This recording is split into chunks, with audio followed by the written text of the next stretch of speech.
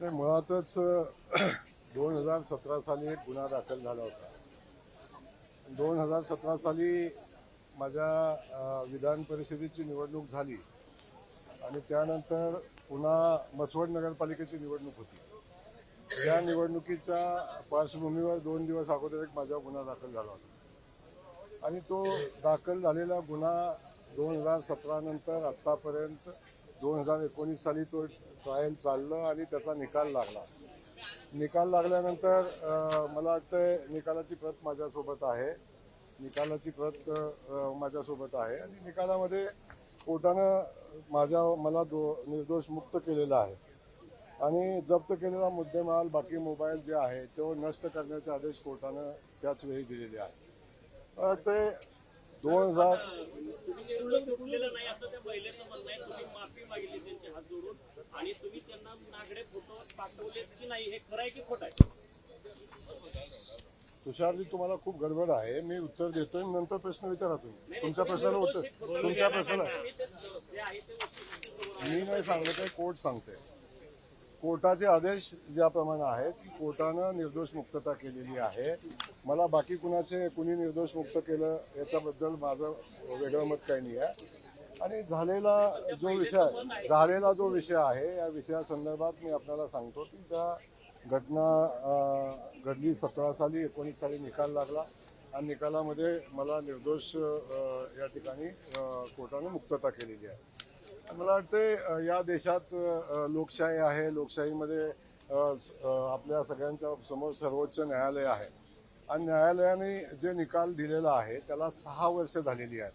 आज 6 वर्षानंतर हा विषय पुढे आलेला आहे आणि मला माहिती आहे की किमान आपण कुठल्या वेळी हा विषय समोर आणावा किंवा कुठल्या वेळी काय बोलावं याला राजकीय लोकांनी मर्यादा ठेवली पाहिजे, ही माझी मनापासूनची भावना आहे. माझ्यासारखा एका सामान्य कुटुंबातला ज्या युवकानं ज्या वडिलांचं माझ्या 7 दिवसापूर्वी निधन झालं, 8 दिवसापूर्वी, मी काही भावनिक त्या विषयात करत नाही आहे. परंतु ज्या वडिलांनी माझ्यासाठी प्रचंड संघर्ष करून मला मोठा केला आणि वाढवला, इथंपर्यंत आणलं, त्यांच्या मृत्यूनंतर त्यांचा अस्थि विसर्जन सुद्धा करू दिलं नाही. इथंपर्यंत एवढ्या खालच्या पातळीचं राजकारण विरोधकांनी करावं आणि असं मला अपेक्षित नव्हतं. पण ठीक आहे, शेवटी राजकारणात सगळ्या गोष्टी राहतात. मी जबाबदार पदावर काम करतो, माझ्याही काही जबाबदाऱ्या आहेत आणि मला विचारलेल्या प्रश्नाचं उत्तर द्यायची माझी जबाबदारी आहे. त्यामुळे मी एवढंच सांगतो की या घटनेला कोर्टानं निकाल दिलेला आहे आणि या संदर्भात ज्यांनी माझ्यावर आरोप केलेला आहे त्या प्रत्येकावर मी हक्कभंगाचा प्रस्ताव आजच सभागृहामध्ये आणला आहे. संबंधितांच्यावर मी माझ्या बदनामीच्या संदर्भात केलेलं काम आहे त्या संदर्भात मी माझ्या बदनामीचा खटलाही दाखल करणार आहे. आपलं नुकसान भरपाईचाही खटला दाखल करणार आहे आणि त्याच्यावर जी कारवाई मला अपेक्षित आहे, करणं अपेक्षित आहे, ती मी करणार आहे. विषय पुढे सुरू होती, महिला निर्दोष मुक्त केल्यानंतर सुद्धा तुम्ही आता शिक्षा करून त्या महिलेला त्रास सध्या देत आहात असा थेट आरोप संजय राऊत. माझं म्हणणं हेच आहे की जयकुमार गोरेंनी त्रास दिला किंवा नाही दिला या संदर्भात पोलिसांनी चौकशी करावी.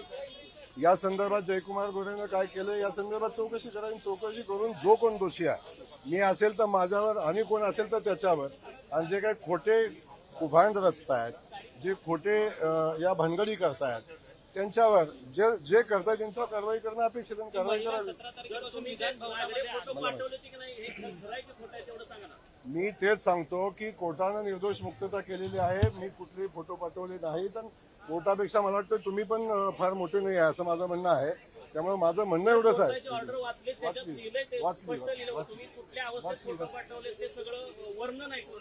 त्यामुळे माझं याच्यापेक्षा वेगळं काही म्हणणं नाही. मी आपल्याला जे म्हणणं सांगितलंय ते ऑन रेकॉर्ड आहे आणि या संदर्भात ज्या लोकांनी माझ्यावर अशा पद्धतीचे आरोप केलेले आहेत त्यांच्यावर मी हक्कभंग आणणार आणि त्यांच्यावर मी आबरू नुकसानीचा दावा दाखल करणार.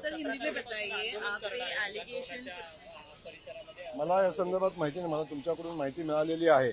माझं तर म्हणणं आहे की असं काय घडलं असेल तर जो कोणी घडला असेल त्याच्यावर कारवाई केली सर, तुम्ही पाहिजे, त्यांनी कोणी केलं कोर्टात असेल. कोर्टाचा जे संदर्भ देताय, एक मिनिट, माझा महत्वाचा प्रश्न, तुम्ही माफी प्रश्न मागितली असा त्या आहे की महिलेची कोर्टात, कुठेतरी तुम्हाला हो, ऐका ना. एकूणच नैतिकतेच्या जोरावर पाय उतार व्हावं अशा प्रकारचं विधान जे आहे ते विरोधी पक्ष देखील करताना दिसत आहेत. याकडे कशा प्रकारे मला एक कळत नाही की या देशाची सर्वोच्च व्यवस्था न्यायव्यवस्था आहे आणि न्यायव्यवस्थेने जेव्हा मला निर्दोष मुक्त केलेलं आहे तेव्हा बाकी कुठल्या गोष्टीला किती महत्व राहतं आणि विरोधक काय म्हणतात, मला वाटतं याला गांभीर्याने घ्यायचं काही कारण नाही. कारण तुम्ही कोण विरोधक आहेत, त्यांनी वस्तुस्थिती माहिती घेतली का, परिस्थिती बघितली का, या संदर्भात त्यांच्याशी चर्चा करावी आपण आणि मग त्याचं उत्तर द्यावं. माझं म्हणणं काय आहे की बाकी सगळ्या गोष्टी बाजूला ठेवण्यापेक्षा चर्चा करण्यापेक्षा त्यांनी वस्तुस्थिती माहिती घ्यावी.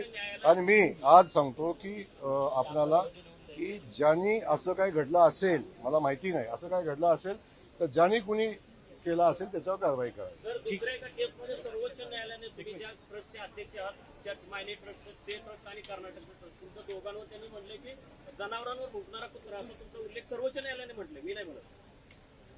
आता तुषारजी आपल्या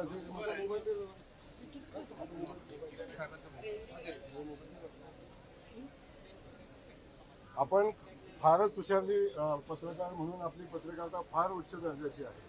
नाही, नाही, मी सांगतो मी सांगतोय मी कोर्टात तुमचं ऐकून घ्या ना, तुमचं ऐकतोय मी तुम्हालाही सांगतोय.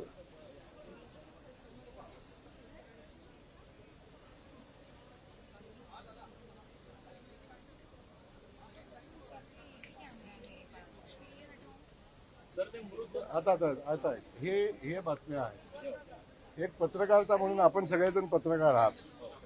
एक पत्रकार माझ्या विरोधात गेल्या 6 महिन्यापासून 7-8 महिन्यापासून 1.5 वर्षापासून एक पत्रकार माझ्यावर सातत्यानं माझ्यावर एकतर्फी बातम्या लावतो. 85 बातमी आजची. आज जी आपण दोन अरे राम ना बाबा, थांबा ना बाबा, तुम्ही मुलाखत द्या ना मला, आला कधी खुलासा पाठवा. 2 मिनिटं गडबड फार झाली तुम्हाला. एक पत्रकार 85 बातम्या एकदम खालच्या दर्जाच्या, ज्या भाषेला लेवल नाही, ज्या भाषेला मर्यादा नाही, एवढ्या खालच्या पातळीवरच्या बातम्या 85 बातम्या एक पत्रकार एकतर्फी लिहितो, एकतर्फी बातम्या चालवतो. आणि ही कुठली पत्रकारिता?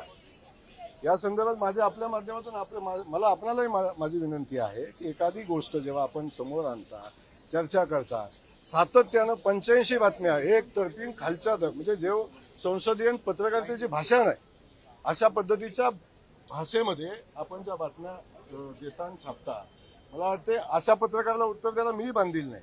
पण माझी आपल्याला विनंती आहे की आपण ही वस्तुस्थिती बघावी. मी या झालेल्या घटनेचा तर निषेध मी करतोच आणि मी विधानभवनामध्ये मी हक्कभंगाचा दाखल करणार आहे. सर, एक शेवट